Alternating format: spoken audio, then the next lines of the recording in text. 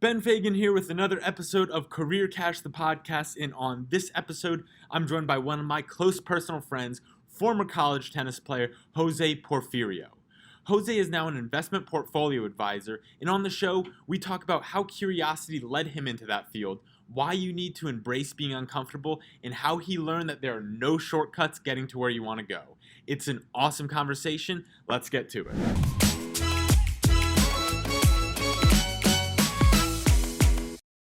This is a very exciting episode for me. One of my closest friends, a guy who just lives with a championship mindset, is here with us today. Jose Porfirio, welcome to the show. How are you, Ben? How is everything going, man? Oh, fantastic. We're continents apart, but the distance will not separate us. We're here today, and I'm excited for what you have in store for us. Me too, man. I'm very, very glad to be here with you. I'm really excited for the conversation. Always good things happen when we talk, so I'm ready. Absolutely. So can you kind of catch us up, give us a little context as to what you're doing now and what you do on a kind of day-to-day basis? Yeah, sorry. Of course, I started at Lean about 3 years ago. I finished my MBA. Then I worked for about a year and a half in two investment banks back in Miami. But then COVID hit, and I had to, everything with the visa got a little strange. So I unfortunately I had to come back to my hometown, and then I decided to start for the CFA exams. I don't know if you guys know what it is, but it's like a finance exam for investment banking, basically. It's not very specific for a role, but it covers mostly everything from the industry. So I did that. I passed the three exams. I'm done with that, and I'm currently looking for a job, either here in Spain or Europe or back in the US. I don't really know where it's gonna be, but I'm very excited to come back to the workforce. So what has that process kind of been like, coming out of school and then building into where you are now, where you're looking for a job, you have your MBA, you're taking the certifications. What has that whole process been like, kind of navigating through the things that you needed to do? Yeah, so I remember my last year at Lean that it was a little confused because I was about to finish my MBA. I was also a student athlete. So, I mean, it's difficult for every student to be done with school, but I feel like for student athletes, it's a little bit even more complicated because, I mean, you've been playing the sport for your whole life, playing that sport and practicing every day, working out every day, specifically for tournaments and competing. And then when school is over, you are basically done with the sport, unless you are a top player, which it wasn't the case for me. I wish, but I was done. You're still pretty good. Still pretty good. So yeah, I remember that I was a little bit confused. I was looking for internships in Miami. I studied finance, so I was looking for a bank. It was tough. I remember that I applied for so many, and the very last day that I was about to give up, I was like, okay, I didn't find anything. I'm going back home. But then the very last day, I received a call from Sabadell, from a bank, and they told me to start with them. So the journey was rather complicated, because I had to get used for something totally different. Like Lean, it's basically like the paradise, like you wake up, I don't know, like whenever your first class is, and you have the cab, then you go to practice. Everybody there is nice. You get to talk to your friends. You get to know many people there that are really friendly with you. And then going to the work, the work environment is totally different, and even more at a bank. Like people there are like sharks. Like they expect you to be there quick, on time. They expect you to be super sharp every day. So yeah, I remember that it was a little bit tough to get used to that because I mean the working hours used to be from 8 a.m. in the morning till 7:30 p.m. in the afternoon. So the transition was a little bit tough. I enjoyed it. I have to say that I really liked it because I like pressure. I like to be. I want people to be on top of me. Like. Um, so it was stressful, but I have to say that I liked that environment. So I was working at this bank for a year and a half, and then, like I said, COVID hit, and everything changed a little bit. I had to go back to studying, which I still really like because you guys will see I have a few books for you for later. I love reading and I love studying, which is impressive to like that I'm saying that. Like if I were to say this 5 years ago, I would be like, there is no chance this is me. And Ben can say that. Yeah. But yeah, I feel like my mindset changed completely, once I went to work. And so what do you think was that shift in your mindset, transitioning from like you were 5 years ago to now this desire and this enjoyment for studying and improvement? Where do you think that shift came from? I realized that because I'm sorry to say it, but like I was very lazy at the beginning. Like I used to when I used to go to classes, I used to do the least I could, but which I regret now, because I remember having very good teachers and at Lynn, furthermore, that they really enjoyed teaching and they really like for you to learn. But I I wasn't very focused on my academics. But then when I was working, I realized that I needed more knowledge. When I came out of college, I realized that I didn't really have everything I needed, and then I started to hang out with the people from the bank, and I used to talk to them, and I was they used to amaze me, like, you know what I mean? Like I was extremely impressed by their knowledge. I remember talking to them and being super impressed by the things that they had to say.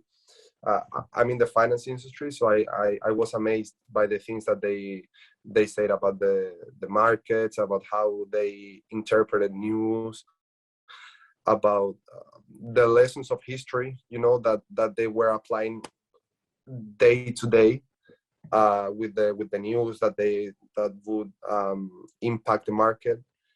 So that I feel like talking to them and seeing how they worked and the way they talked made me realize that I needed more knowledge, and I was actually eager to learn because I realized that is what I loved. I really like capital markets, and everything that impacts stocks in particular. So yeah, I feel like that was the turning point when I was talking to these people and they were a source of knowledge for me. So when you got into this job, got into the banking, even the stuff that you're doing now, coming out of school more specifically, was there a feeling of this idea of imposter syndrome, meaning that like you were surrounded by all these knowledgeable people? Did you ever feel like, hey, maybe I don't belong, or did you always feel like this was where you wanted to be? What was kind of your Yeah, mindset with all of that? totally. It got me off guard for sure, because I thought, I was very gullible, like I was like, okay, I have a major in finance, I have an MBA in financial valuation and investment management. So I was like, I know a lot of stuff. I mean, I knew that I didn't know everything, but I was like, I feel like I'm prepared to go there. And then once I got there, I realized, man, I know nothing. I had no clue. I remember once I had a conversation with my boss, and I had no clue what to say. The guy was asking me things, and I was like, I was quiet, and I'm usually not a very quiet person. So at that point, I was like, I need to work my ass off to get to the point not to where he is, because I mean he's a professional that has been doing this for 35 plus years, but I need to be able to have a conversation with him. So yeah, at the beginning I was a little bit scared. I was like, maybe I'm not gonna be able to because I was like, these things are so complicated.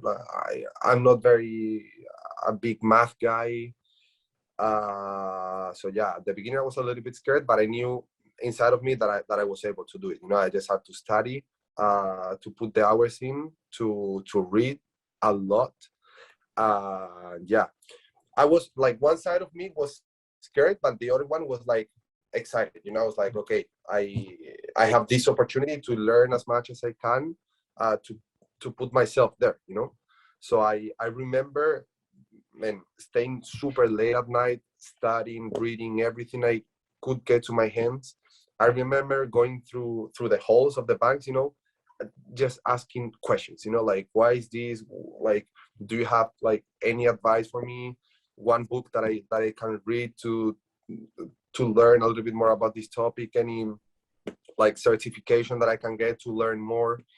So yeah, it made me also mature a lot. The fact that I realized that I had no clue what was going on made me realize that, look, I need to put the hours. Mm. So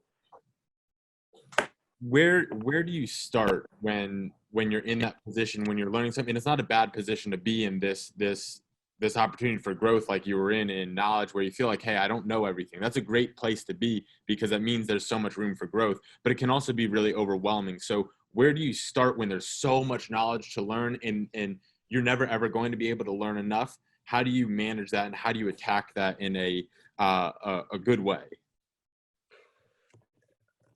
I had this question when I was there. I remember I was like, my second or third day at work, I was like, okay, I need to learn this today.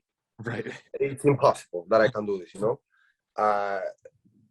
So I remember that I was asking questions to my boss. I got really lucky that he was from Malaga, which is literally an hour and a half away from my hometown. So I remember asking him questions. Look, what is the best thing that I can do now? Like, I remember that I had to start from the basics, like, because I had courses of economics at Lynn, but I didn't really pay much attention, so I was clueless. And also the problem was that it was not basic economic, like once you get to the work, like to your job and stuff, you apply like not the easy stuff, so I remember that I had to start from the basic, but it was also good that everything that I was learning after work, I would apply it the next morning, like literally the next morning. Like every topic that I would study the day before, the next day would come up, and it really helped me putting things together. It was stressful at the beginning, but little by little, I got used to it.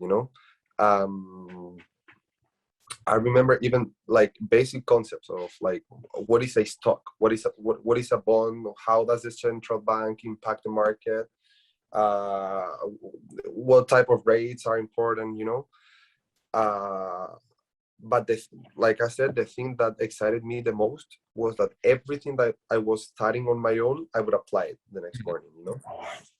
So yeah, the best advice that I could say is, any step that you take forward is gonna take you somewhere. Anything is better than doing nothing. Like moving, even if you go forward and then you move backwards, at least you move. It's better than staying In the same place. Like doing nothing.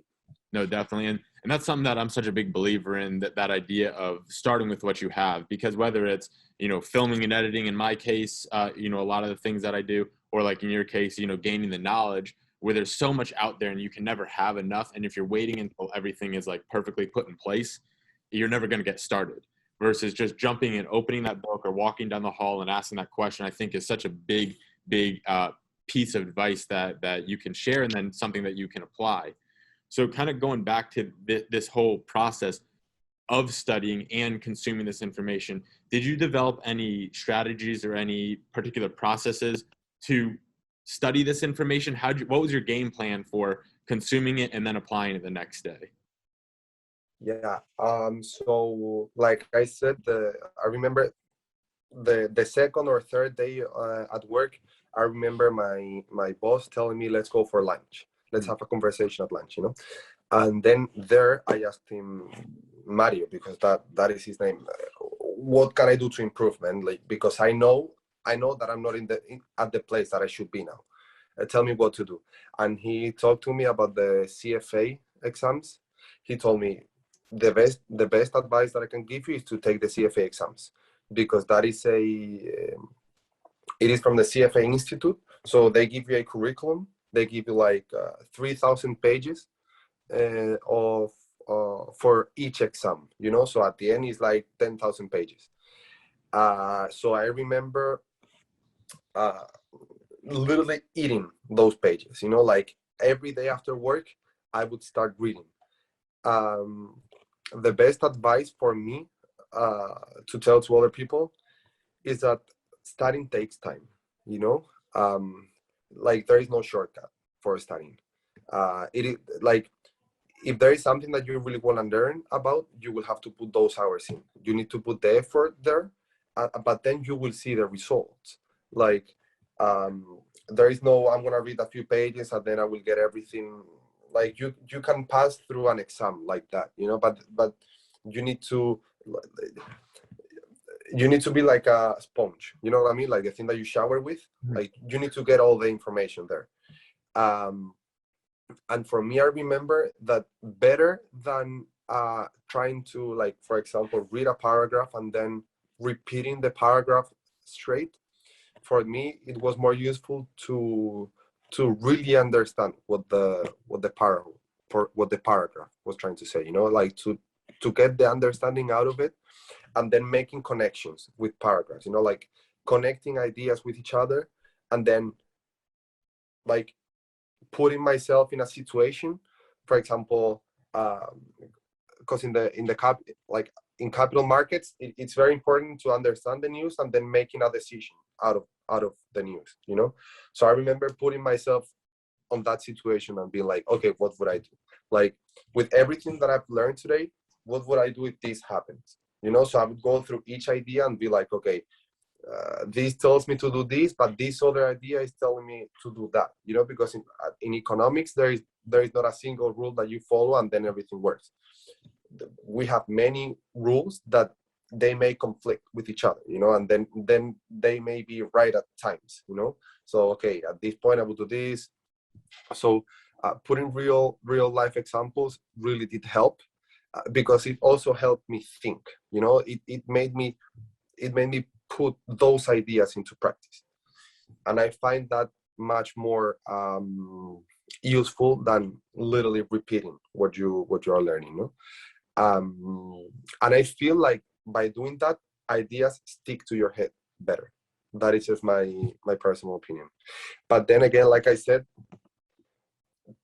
this strategy takes even more time than just repeating the paragraph, So there is no shortcut for putting the effort there. But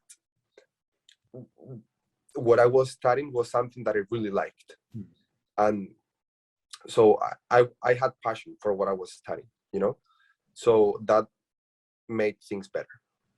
No, definitely, and that's such a important kind of mindset to go into it with, understanding that it's not like you say, I don't have to know everything today. It's this continual process of gaining more and more knowledge. And when you have that attitude where I don't have to learn all today, I can build off of it. It allows you to really dissect that paragraph, because you're not having to just get through, the books. And so it sounds like you took an approach where it aided you in your ability to get there. No, so that's awesome. So this is one of my favorite questions, something that I'm so interested in talking with people who are in all these different fields. So you're saying you're so passionate about investments and the economy and economics and all of the things that you're doing. Where did that come from? Was this something that you discovered somewhere along the way, whether in school, after school? Why are you doing the things you're doing now? I have no idea, man. That is something that I have asked that question to myself. I was like, where did I get that? Because at the beginning, it wasn't a passion, it was something that I was curious, I was like, And also even more in Spain, we have developed financial markets for sure, but it is not as big of a deal as in the US, you know. But I remember even when I didn't go to the US, like when I was studying here in Spain, I remember that I had that curiosity, about what is the stock market, because I remember asking that question to myself like many times before going to school, like what is the stock market, like what is the economy. Like I remember watching the news or watching the TV news, like the everyday thing, being like, why I don't understand anything. Like I was watching the news and I was like, I don't what is the economy, like what is, why people are losing their jobs, like what are politics, what is, like, why there is a president coming out and one coming in. So I was very curious about that. So I think that economics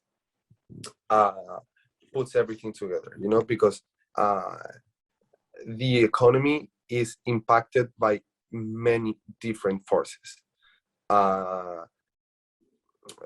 Even when you go to Walmart and you buy one pencil over another one, that transaction says a lot about the economy and about yourself. Economy, it has a very psychological component that I'm also very interested on it too. And also I remember that if you want to make money out of the economy, the best way to do it is through the stock market. Like if you have an idea about where the economy is going to be in 3 months, the best way for you to make money out of that is to put in your bets on the stock market. So first I got introduced to the economy because it was the way to put politics, psychology, transactions all together. And then I guess that investment came out of the idea of how can I make money out of my opinion of how the economy will be whenever, or how particular companies are gonna develop, So I think that's how I started.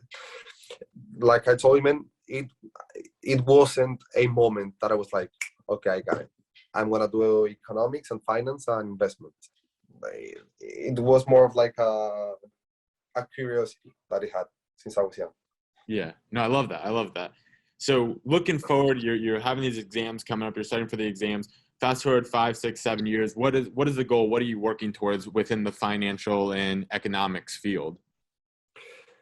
My dream is to become a portfolio manager.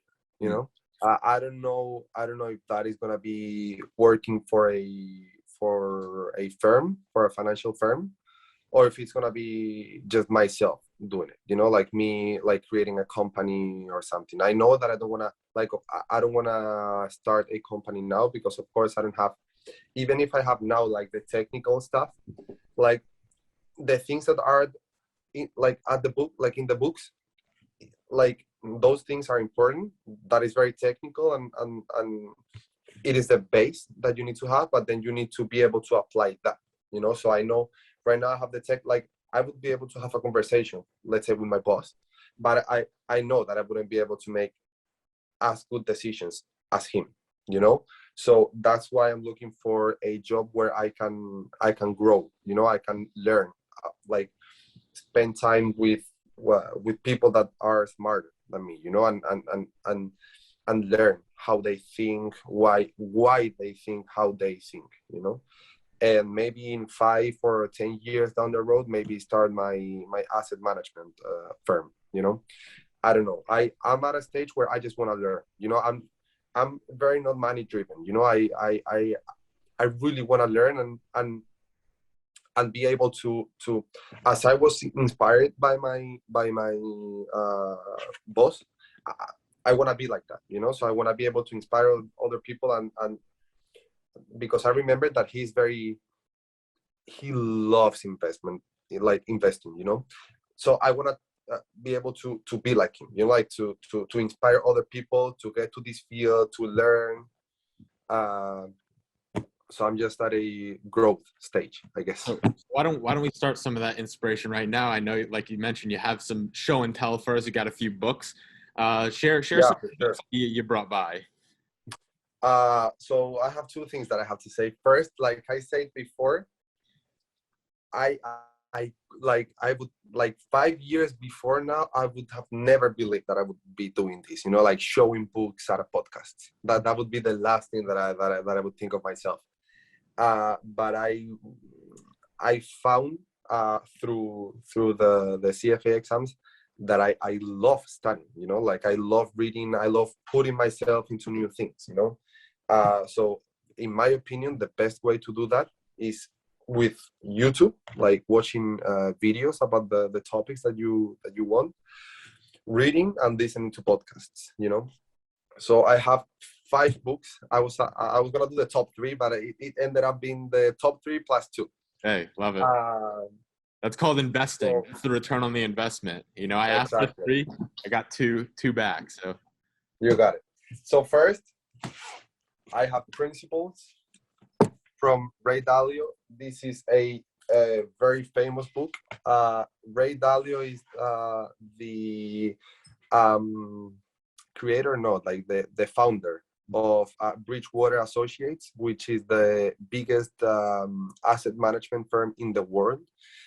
He's one of the most successful investors all time, and he decided to make a book about his principles, like not the investment principles, but his life principles, like the principles that got him to where he is right now. It is an amazing book. Like it's probably my favorite book. Like I'm super amazed by Ray Dalio because just how successful he is, and he's probably for me, he's an inspiration for me, definitely. Uh, so that's why it impacted me so much, but I think that in any other field you can apply these principles. Great book. oh, got to check it So out. it's a little bit long, but it's worth it for sure.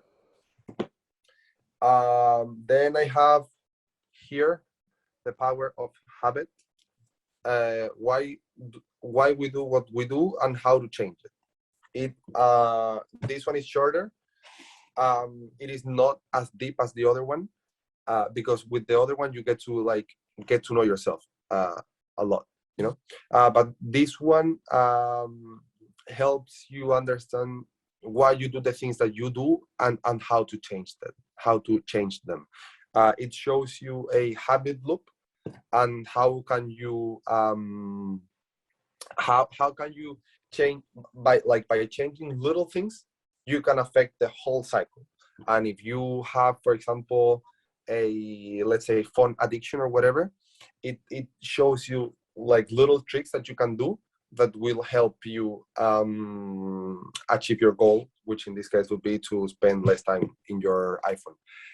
Again, like I said before, there is no shortcuts for putting the effort in. Like even if you know the loop, you are still gonna have to put the effort. So no shortcuts anywhere. Okay, so this third book is called Sapiens: From Animals to God. This one is because I have it in Spanish, so I don't know the exact title. It's a brief humankind history. This book is being recommended by people like Bill Gates. Like Bill Gates wrote a whole article about the book. This guy is extremely knowledgeable. It's about history, but it's not gonna be like in 711 before Christ, the Islams had to leave the Spain peninsula. It's not gonna be like that. It really helps you understand how meaningless we are in the whole history of the planet. It shows you how our brain changed throughout time, and it really changes your mind. It helps you understand like how quick things happen, you know, and uh, how quickly things have changed in the past 200 years. Two more. The Wim Hof Method, life-changing book. It is, I have to say, not the best well-written book, but it's called the Wim Hof Method. Activate your potential, transcend your limits. I actually had a conversation with Ben about this book a few weeks ago. It's a very inspirational book. For me, it's been life-changing. It talks about uh, breath techniques, cold therapy, and the power of your mind, and how those three things come together and you can really achieve impressive results. Again, like I said before, you have to put the effort in. But if you are diligent and you work on a daily basis, you will see impressive results. And uh, I am a living proof of it. You know, like it has really changed me. And the last one, The Power of Now. The author is Eckhart Tolle. This one, Eckhart Tolle, or I don't know how to say it. You can see it here, Eckhart Tolle. Yep. This one, again, these two last books have been life-changing for me.